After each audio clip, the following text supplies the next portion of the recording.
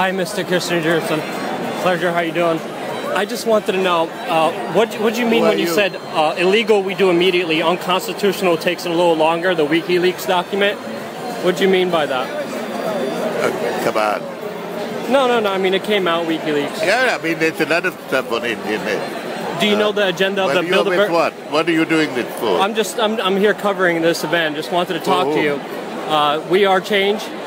And we want to know maybe what the agenda of the Bilderberg Group meeting is going to be in a couple days. Do you know? Get lost, please. How does it feel winning Get lost. How does it feel winning the Freedom Award when you're wanted as a mass murderer and wanted in many countries and butchered millions of people? How does it feel? You know it's a lie. You self-serving coward, get lost. I'm not a coward. You know this Freedom Award's a lie, and you're wanted for mass murder in different countries. You know it's a lie.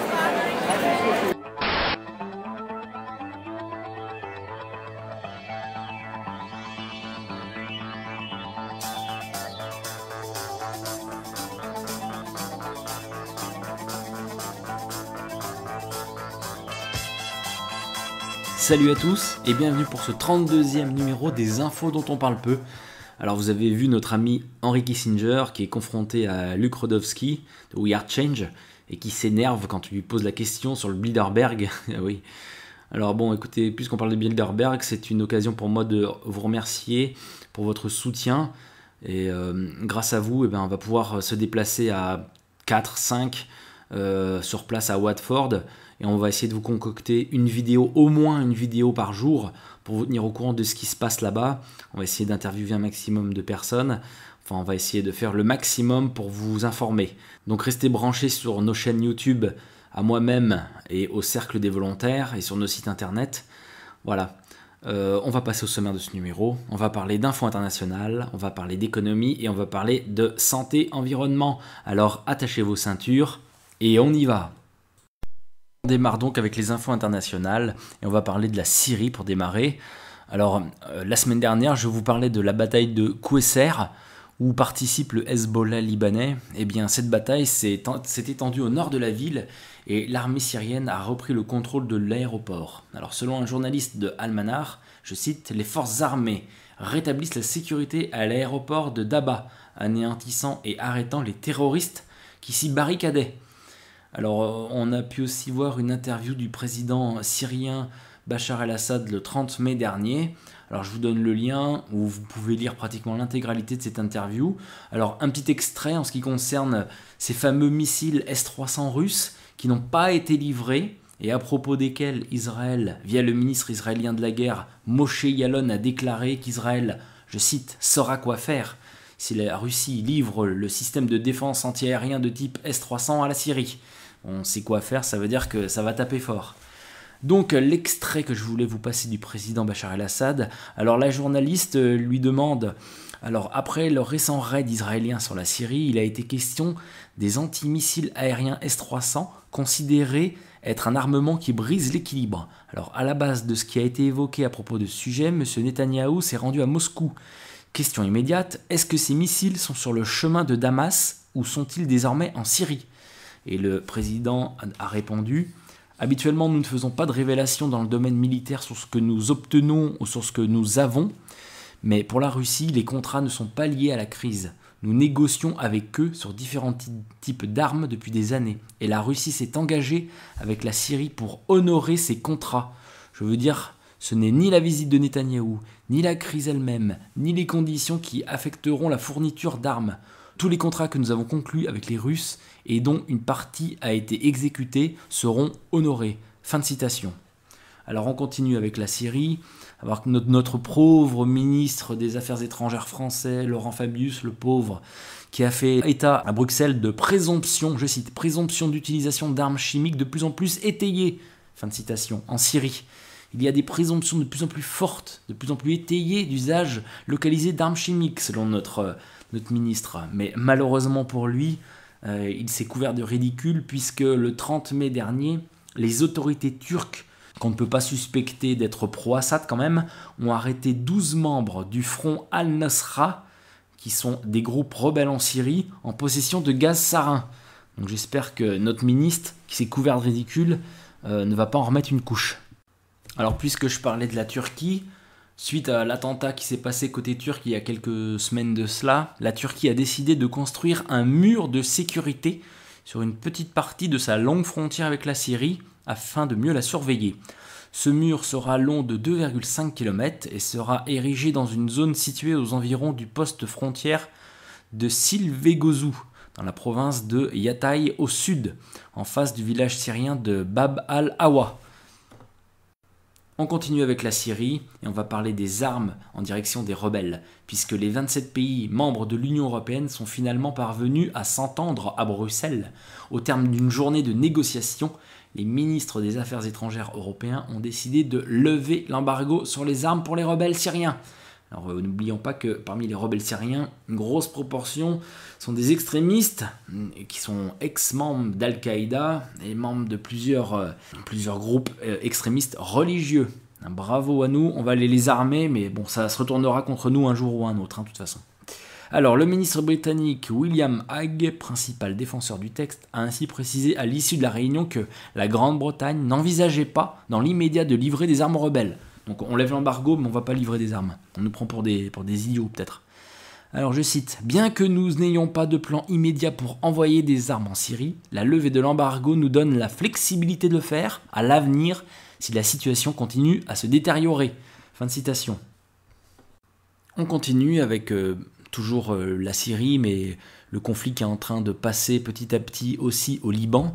Alors au Liban, 2 informations. D'abord, le 26 mai dernier, 2 roquettes de type Grad se sont abattues dans la banlieue sud de Beyrouth, le fief du Hezbollah. Les 2 projectiles sont tombés sur un terrain ouvert faisant des blessés et des dégâts. L'armée libanaise a été déployée et les artificiers sont arrivés sur les lieux. Les tirs n'ont pas été revendiqués, mais les premières indications montrent qu'ils proviennent du sud-est de Beyrouth. Ça, c'était la première information. Et plus récemment, 31 morts et 212 blessés en une semaine au Liban. Un homme de 65 ans a été tué dimanche dernier à Tripoli, portant à 31 morts le bilan d'une semaine de combat entre sunnites et alaouites dans cette grande ville du nord du Liban. Au total, 212 personnes ont également été blessées dans ces affrontements, opposant des habitants du quartier sunnite de Bab el-Tabaneh, favorable aux rebelles syriens, et d'autres du secteur alaouite de Jabal Mozen, qui soutiennent le régime de Damas.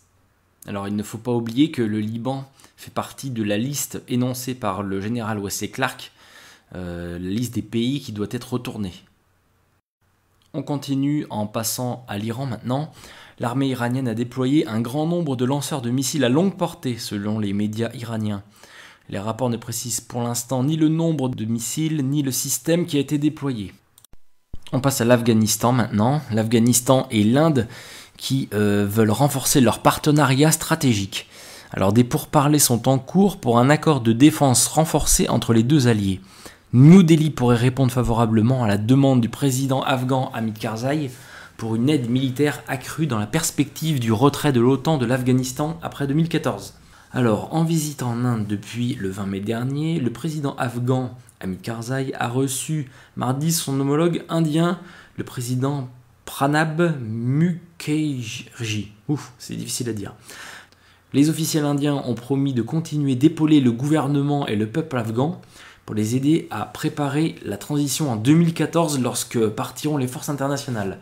Selon la presse indienne, le véritable but de la visite d'Hamid Karzai serait de négocier avec New Delhi un accord militaire portant sur la fourniture d'armes et d'avions militaires à l'armée afghane. Citant l'ambassadeur de l'Afghanistan en Inde, le Times of India écrivait dans son édition du week-end dernier que les soldats afghans avaient besoin, je cite, d'aide militaire indienne pour mieux assurer la sécurité de leur pays. On assiste en effet ces derniers temps à une intensification des combats dans la zone frontalière pakistano-afghane. Plusieurs agents de sécurité afghans auraient été tués pendant une récente escarmouche qui les opposait aux militaires pakistanais. Cette recrudescence de violence augure mal pour le maintien de la paix dans la région, notamment après les retraits des groupes de l'OTAN en 2014. Et on continue avec l'Inde, puisque un groupe de 300 rebelles maoïstes a tué au moins 23 personnes et fait des dizaines de blessés dans l'attaque d'un convoi d'élus locaux appartenant au parti du concret au pouvoir à New Delhi. Les rebelles ont fait exploser une mine avant de mitrailler les véhicules qui transportaient en convoi les élus locaux. Je cite, « Le bilan est désormais de 23 morts et nous pouvons aussi confirmer que 32 personnes sont blessées, la plupart d'entre elles grièvement. » C'est ce qu'indiquait l'AFP. La guérilla maoïste est active dans les régions rurales du centre et de l'est de l'Inde depuis 1967. Ils affirment représenter les paysans pauvres et les laissés pour compte de ces régions tribales. On termine la partie internationale en parlant de l'Irak encore, puisque cette semaine on a compté encore 16 morts dans des violences en Irak le mardi 28 mai, selon des responsables médicaux et des services de sécurité. Et pour le seul mois de mai, on compte plus de 500 morts en Irak. Un dernier petit mot sur Obama aux États-Unis. Vous savez, la semaine dernière, je vous ai parlé de sales affaires dans lesquelles il était empêtré. Bon bah voilà, pour se sortir de là, il a fait des annonces, bien sûr. L'annonce comme quoi il allait s'occuper du cas Guantanamo. L'annonce comme quoi il allait s'occuper du cas des drones aussi. Mais bon, à chaque sortie qu'il fait maintenant, on le suit de près. Regardez. Has ever escaped one of our supermax or military prisons here in the United States. Ever. Our courts have convicted hundreds of people for terrorism or terrorism-related offenses, including some folks who are more dangerous than most Gitmo detainees. They're in our prisons. And given my administration's relentless pursuit of al-Qaeda's leadership, there is no justification beyond politics for Congress to prevent us from closing a facility that should have never been opened. Today, so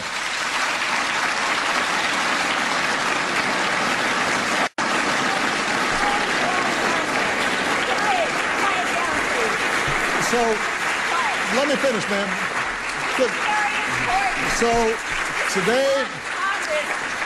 So today, once again, today, I'm about to address it, ma'am, but you got to let me speak. I'm about to address it. Let me address it. Why don't you let me address it, ma'am? Why don't you sit down and I will tell you exactly what I'm going to do. That includes 57 Yemenis. Thank you, ma'am. It includes Shakir Amr. Thank you. Thank you. Ma'am, thank you. You should let me finish my sentence. Today, I once again call on Congress to lift the restrictions on detainee transfers from Gitmo. I have asked the Department of Defense to designate a site in the United States where we can hold military commissions.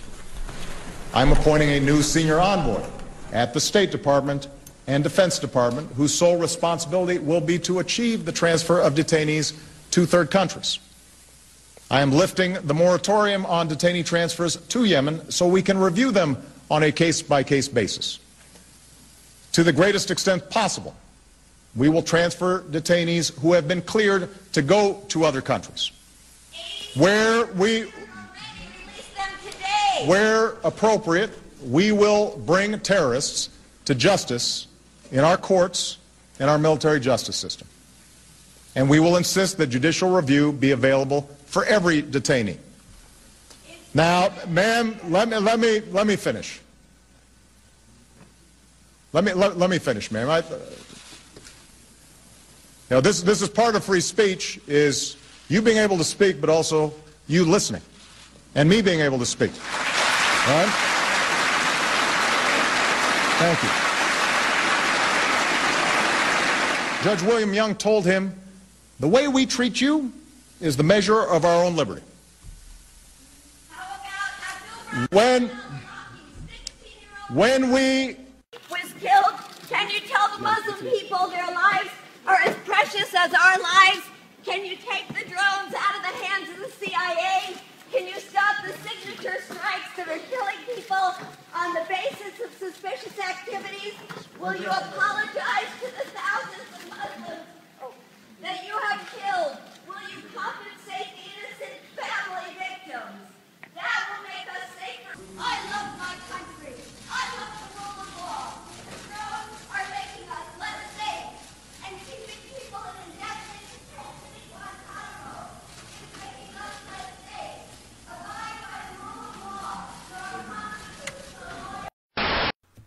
On attaque la partie économie maintenant, on va parler de la France et du chômage, puisque pour le 24e mois consécutif, le ministère du Travail a fait état d'une nouvelle hausse du nombre de demandeurs d'emploi. En avril, ils étaient 39 800 de plus 1,2% qu'au mois de mars. Pour l'ensemble des demandeurs d'emploi catégorie A plus B plus C, enfin déjà ça c'est bien compliqué, A plus B plus C, un chômeur est un chômeur, enfin bon. La hausse est donc pour ces trois catégories de 1,2% en avril, soit 58 100 demandeurs d'emploi en plus. Désormais, ils sont 3 264 000 en catégorie A, sans aucune activité en France, soit un bond de 12,5% en un an, c'est-à-dire en moyenne près de 1000 chômeurs de plus par jour. Selon les calculs, depuis février 2008, le chômage a augmenté pendant 54 mois contre seulement 8 de baisse. Mais bon, Hollande, lui, il reste confiant. Il veut inverser la courbe du chômage d'ici la fin de l'année. On lui souhaite bonne chance. Alors, en incluant les personnes ayant effectué une activité réduite, catégorie B plus C, on compte 4 799 200 demandeurs d'emploi en France métropolitaine fin avril. Et si on compte les DOM, on est à 5 95 700. Une hausse de 1,2% sur un mois et de 10,8% sur un an. C'est vraiment des chiffres complètement catastrophiques. On continue en parlant des ruptures de contrat, puisqu'en 2012, 320 000 ruptures de contrats conventionnels de contrats de travail ont été conclues entre l'employeur et l'employé. Cette procédure représentait 16% des fins de CDI, soit une augmentation de 11% par rapport à 2011. Le taux de rupture conventionnelle dépassait les 25% chez les salariés âgés de 58 à 60 ans, alors qu'il ne concernait en revanche que 13% des moins de 30 ans pour 2012. Alors on continue avec les salaires de patrons, ça c'était une promesse de Hollande, une promesse présidentielle qui ne sera pas tenue puisque les salaires des patrons ne seront pas plafonnés. Je cite, le gouvernement n'ira pas au-delà sur le plan législatif. Il n'y aura pas de projet de loi spécifique sur la gouvernance des entreprises.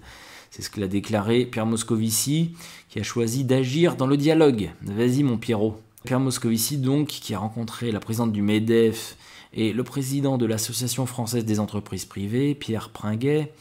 Alors, ces deux personnes se sont engagées à présenter rapidement un renforcement ambitieux de leur code de gouvernance. Et je continue, je cite, « Nous préférons miser sur une autorégulation exigeante ». Mais bien sûr, ça c'est comme les banques, l'autorégulation, ça marche bien sûr. Mais attention, si les décisions annoncées ne sont pas à la hauteur, nous nous réservons la possibilité de légiférer. On continue et on va parler des hôpitaux, puisque la dette des hôpitaux français a triplé en moins de 10 ans. Quelques 23 milliards d'euros d'encours en 2011 contre 9 milliards en 2003. En particulier, la situation d'une vingtaine d'hôpitaux inquiète. Leurs difficultés de trésorerie sont telles que certaines retardent le paiement de leurs fournisseurs. On continue. Alors la vente des téléviseurs en France. Aïe aïe aïe. 2 millions de moins qu'en 2011. La vente de télévision a subi une forte érosion en 2012. 6,7 millions de téléviseurs ont été vendus dans l'année en France, soit une chute de 23% selon une étude. Les ventes des biens technologiques ont globalement reculé de 6% en France en 2012 à 15,8 milliards d'euros. Bon alors officiellement ceci est dû à une vague d'équipements massifs et de la surconsommation d'écrans plats et l'extinction de l'analogique. Bon la chute a été violente, ça c'est officiellement c'est ça. Officieusement les Français n'ont plus une thune à mon avis. Voilà, alors avec tout ça le moral des Français est attaqué et est profondément mal, c'est ce qu'a révélé une étude. Le moral des Français s'est effondré en mai. Le plus bas niveau historique a été atteint, la confiance des ménages ayant été ébranlée par le constat d'une baisse de leur pouvoir d'achat et l'accumulation de mauvais chiffres du chômage. Cet indicateur, qui synthétise la confiance des ménages, s'établit à 79 points en mai, perdant 4 points à son niveau d'avril. C'est ce qu'a annoncé l'Institut national de la statistique et des études économiques, l'INSEE. Le moral des ménages français est ainsi au plus bas depuis la création de l'indicateur en 1972 et n'avait atteint qu'une seule fois auparavant ses tréfonds. C'était en juillet 2008, lors des prémices de la crise financière. Encore une information qui ne va pas arranger le moral des Français puisque, selon une étude d'OpinionWay, 53% des Français ont l'intention de partir en vacances cet été, soit 10% de moins que l'année dernière. Donc ça va encore faire très mal à l'économie française parce que moins 10% de gens qui partent en vacances, ça fait à peu près moins 10% pour l'économie du tourisme et des recettes en moins pour l'État.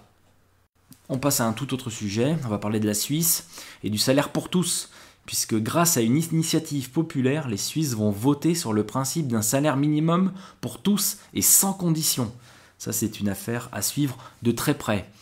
Alors, je vous parlais du moral des Français qui était extrêmement bas, mais bon, en Italie, ça va pas beaucoup mieux, puisque des millions d'Italiens ne peuvent plus se permettre de se chauffer correctement ou de manger de la viande. C'est ce qu'affirme l'Istat, l'Institut national des statistiques italien. L'étude publiée le 22 mai dernier s'intéresse à 9 indicateurs de pauvreté. Alors, et on souligne que l'aggravation est générale depuis le début de la récession il y a 2 ans. Le nombre d'Italiens dont les foyers vivent dans une situation de pauvreté grave, défini selon au moins 4 critères remplis sur 9, a doublé entre 2010 et 2012 à 8,6 millions, soit 14% de la population. Quelques 14,9 millions d'Italiens, soit un quart de la population, répondent à au moins 3 critères.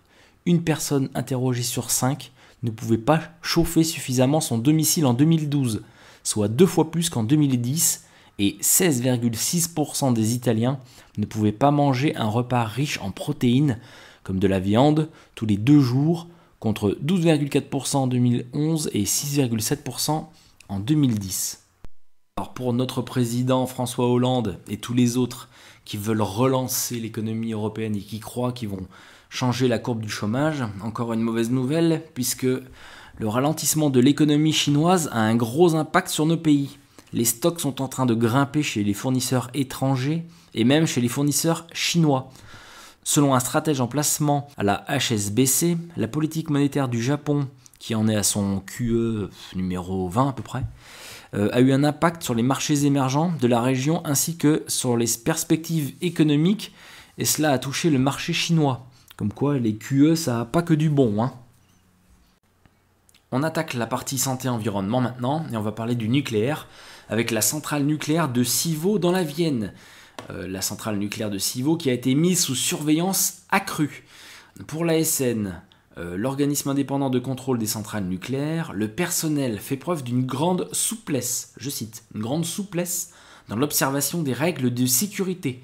En effet, en janvier dernier, un grave incident avait causé une pollution des sols du site de Civaux. Donc l'ASN a décidé d'accroître la surveillance de cette centrale nucléaire.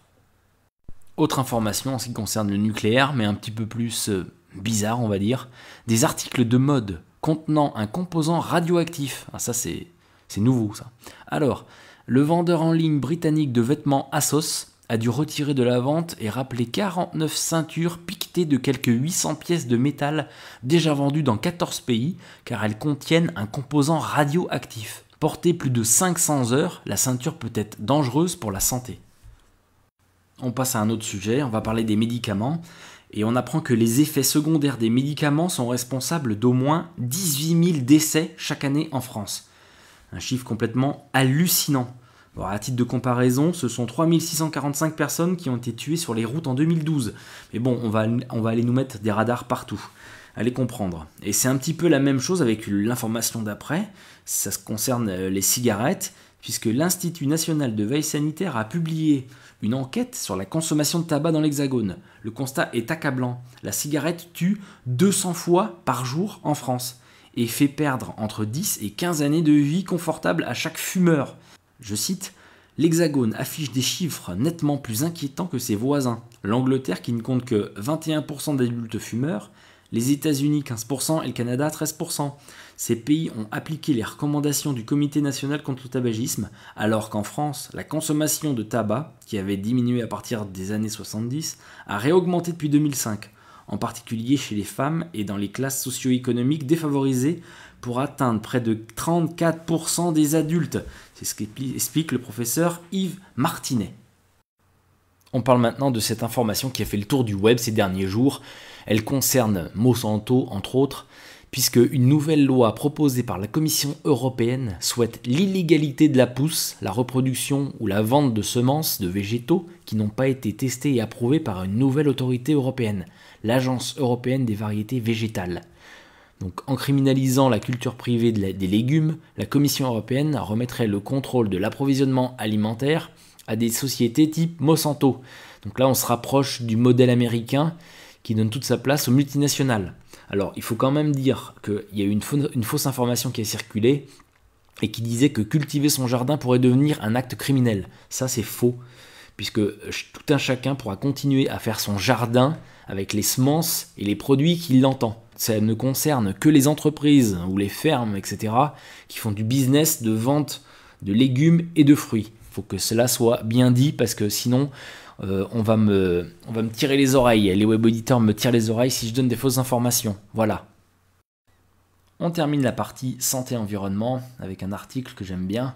Ce qui arrive dans votre corps 30 minutes après avoir bu un coca. Alors, une fois que vous avez vidé votre canette de coca, alors vous avez avalé l'équivalent de 7 morceaux de sucre. Alors, l'acide phosphorique contenu dans la boisson gazeuse masque le sucre par un goût acidulé, donnant l'illusion de se désaltérer. Ça, c'est au bout de 10 minutes. Au bout de 20 minutes, votre taux de sucre sanguin augmente brutalement, mettant une première fois votre organisme à l'épreuve. Votre pancréas s'emballe, sécrète de l'insuline en masse. Celle-ci est malgré tout vitale. Elle peut seule permettre de transformer l'énorme surplus de sucre que vous avez dans le sang en graisse. C'est ce que votre corps est mieux capable de supporter. En effet, il peut stocker la graisse, certes sous forme de bourrelets disgracieux, mais provisoirement inoffensif, tandis que le glucose est pour lui un poison mortel lorsqu'il est en haute dose dans le sang. Alors ensuite, après une quarantaine de minutes, la grande quantité de caféine présente dans le coca est entièrement absorbée par votre corps. Elle dilate vos pupilles, fait monter votre pression sanguine. Au même moment, les stocks de sucre dans votre foie saturent, ce qui provoque le rejet du sucre dans votre sang. Après 3 quarts d'heure, votre corps se met à produire plus de dopamine. Il s'agit d'une hormone qui stimule le centre du plaisir dans le cerveau. Notez que la même réaction pourrait se produire si vous preniez de l'héroïne. Ce n'est pas le seul point commun entre le sucre et les drogues. Le sucre peut également provoquer une dépendance. Ensuite, au bout d'une heure, vous entrez en chute de sucre, hypoglycémie, et votre niveau d'énergie, aussi bien physique que mental, s'effondre. Alors ensuite, l'article continue. Pourquoi faut-il arrêter de boire du coca? Alors, parlons de l'acidité du coca, qui est désastreuse pour les dents. Avez-vous déjà remarqué comme vos dents sont râpeuses après avoir bu du Coca-Cola? Plus acide que le jus de citron, il peut être utilisé pour décaper des pièces en métal. Faites l'expérience de laisser une pièce de 50 centimes pendant une demi-heure dans un verre de coca. L'émail de vos dents devient poreux, jaunâtre, grisâtre. Inutile enfin de parler des effets sur l'obésité, surtout chez l'enfant. La consommation de soda augmente le risque de 60%. Il n'y a aucune bonne raison de faire boire des sodas à vos enfants, sauf si vous voulez augmenter leur risque de diabète, augmenter leur risque de cancer, leur créer une dépendance au sucre. Voilà, à vous de choisir maintenant. Alors on termine cette vidéo avec notre petite rubrique « Un jour dans le mondialisme ». La semaine dernière, on a parlé du Bilderberg. Alors cette semaine, on va continuer avec les think tanks et on va parler cette semaine de la trilatérale. Et j'accueille Lisandro du Cercle des Volontaires. Salut Lisandro. Salut capitaine, salut à tous les internautes. Alors aujourd'hui, la trilatérale.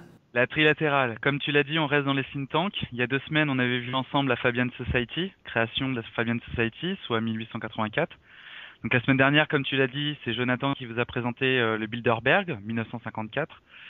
Et donc cette semaine, la trilatérale, qui est, donc cette création, c'est le 1er juillet 1973 à Tokyo. Donc c'est la commission multilatérale, mais en abrégé, on dit trilatérale, hein, on va l'appeler comme ça.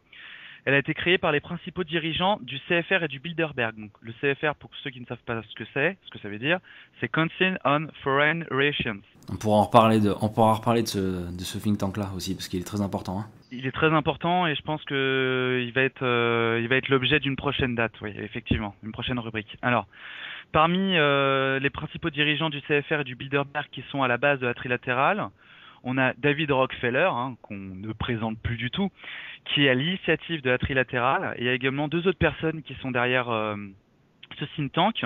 C'est Henry Kissinger, normalement qu'on ne devrait pas avoir à présenter, mais... Henry Kissinger, on le connaît depuis cette vidéo. Pour ceux qui ne le connaissaient pas, ils viennent de le voir. Ils viennent de le voir avec l'introduction, tout à fait. Mais bon, Pour aller dans le détail, il a eu le prix Nobel de la paix en 73. C'est un ancien secrétaire d'État des États-Unis dans les années 70, ce qui veut dire qu'il était en poste lors de la création de la trilatérale. C'est important de le dire. Il y a également une troisième personne, c'est Brzezinski, le politologue américain. Enfin, il y a un certain nombre de personnes qui sont derrière. Alors à l'heure actuelle, cette commission elle compte entre 300 et 400 membres. Je crois qu'à la base, si je dis pas de bêtises, c'était 200 membres. Alors quel est son but? Vous allez me dire, hein. Alors pour ceci, j'ai fait quelque chose de très simple. Je suis allé chercher la charte fondatrice. Et je l'ai trouvé, c'est le Monde diplomatique de novembre 2003 qui en fait une version synthétique. Hein. C'est une version synthétique de la version officielle, hein, bien entendu. Alors, je vais vous la lire et on va la décortiquer ensemble en même temps parce que vous allez voir qu'il y a des choses à dire. Donc, ouvrez les guillemets. Centré sur l'analyse des enjeux majeurs auxquels font face l'Amérique du Nord, l'Europe de l'Ouest et le Japon, là déjà j'ouvre une parenthèse, hein, on parle de triade. Hein. Il n'y a aucun pays du Sud, aucun pays du tiers-monde qui sont cités. Hein. Ça concerne que les pays dits civilisés, entre guillemets. C'est pour ça que la trilatérale 3, c'est l'Europe, les États-Unis et le Japon, il me semble. Hein. Tout à fait, c'est Amérique du Nord, Europe de l'Ouest hein, et Japon, très précis. Okay. Tout à fait, merci pour cette précision. Donc je reprends la citation. La Commission s'attache à développer des propositions pratiques pour une action conjointe. Donc, là, j'ouvre une parenthèse, ça veut dire une alliance au sein de la triade, que des alliances au sein de la triade sont encouragées. Je reprends. Les membres de la Commission regroupent plus de 200 citoyens distingués provenant des 3 régions et engagés dans les différents domaines. Pas de citation. Alors là, la dernière phrase, elle est géniale. Ou plutôt, elle est floue. Citoyens distingués, qu'est-ce que ça veut dire déjà? Et engagés dans différents domaines. Ouais, merci, mais quel domaine? Donc justement, là, on parle principalement de personnes qui sont issues, on va dire, du monde politique, du monde universitaire, d'experts de la politique internationale, de banquiers et de dirigeants de multinationales. Donc, du très beau monde. Et ça, c'est pas précisé dans la charte. Donc, voilà, petite précision qui convient d'apporter. Et ils sont tous de la triade, bien entendu, ces hommes-là. Vous l'aurez compris. Alors, quelques noms maintenant, parce qu'on veut des noms. Alors, chez les Français, j'ai 6 noms pour vous.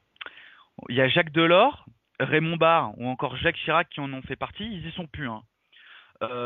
Il y en a d'autres comme Henri Proglio, on a Laurent Fabius qui fait partie à l'heure actuelle, on a Jean-François Copé, notre très cher président chef de parti de l'UMP, ou encore Henri de Castries. Donc pour ceux qui ne le connaissent pas, c'est le président d'AXA depuis 2010. Et enfin, je finirai ce chapitre de la commission trilatérale avec 2 citations d'une clarté vraiment limpide. Hein. Vous allez voir, je vais même pas avoir besoin d'aller plus loin dans l'explication, tant, à mon sens, vous en jugerez, tout est dit. La première citation, elle est très courte, et il va y avoir un lien avec le CFR, dont je vous ai parlé au début. Hein. À la base du CFR, de la commission trilatérale, on retrouve les mêmes personnes. Donc la citation, c'est « La commission trilatérale ne contrôle pas le monde, c'est le CFR qui s'occupe de ça. » Fin de citation. Cette citation, elle est de Winston Lord. C'est un assistant secrétaire d'État à la défense des États-Unis. Il l'a été pendant les années 90 et membre de la trilatérale. Hein, donc je pense que c'est quelqu'un qui sait de quoi il parle. Et enfin, la seconde citation. Alors, si vous avez aimé la première, vous allez voir que la deuxième vaut le détour. Elle est de Barry Goldwater, qui est un sénateur, qui a été sénateur américain entre 1953 et 1987. Il est considéré aux États-Unis comme le refondateur des conservateurs. Et il nous dit, ouvrez les guillemets, la commission trilatérale est internationale et a l'intention d'être le véhicule pour une consolidation multinationale des intérêts des banquiers et du commerce, afin de saisir le contrôle du gouvernement américain. La commission représente un effort constant et intelligent pour prendre le contrôle et consolider les 4 centres du pouvoir politique, monétaire. Là, j'ouvre une parenthèse, je vous renvoie au chapitre qui est consacré à la Fed. Donc, il y a 3 ou 4 numéros, si mes souvenirs sont bons. Je ferme la parenthèse. Donc, je disais pouvoir politique, monétaire, intellectuel et ecclésiastique. Tout un programme, comme vous le voyez. Merci, Lisandro. Je t'en prie. Bon, on se voit pour le Bilderberg, alors t'es prêt pour partir? Ah, on est plus que prêt, on concocte du bon pour tous nos web auditeurs. On est suivi, ça fait plaisir. Voilà. On suivra les événements pour vous en espérant faire du mieux qu'on pourra et ça, vous pouvez y compter. On remercie encore une fois tous ceux qui ont donné pour qu'on puisse se déplacer, quoi, pour qu'on n'ait pas trop à payer. On va payer un petit peu, mais tant pis. Mais on remercie encore tous les web auditeurs, tout le monde pour leurs dons. Hein. On les remercie chaleureusement, ouais, ça nous a permis de payer une bonne partie des frais. Et sans eux, ce reportage n'aurait pas été possible, donc voilà, on y va aussi pour vous. À bientôt, Lisandro, à bientôt. À bientôt, capitaine, salut. Ciao. Voilà, c'est terminé pour cette vidéo. Je vous remercie tous pour toutes les infos que vous m'envoyez tout au long de la semaine. Ça devient de plus en plus difficile à traiter, mais bon, je vous remercie quand même.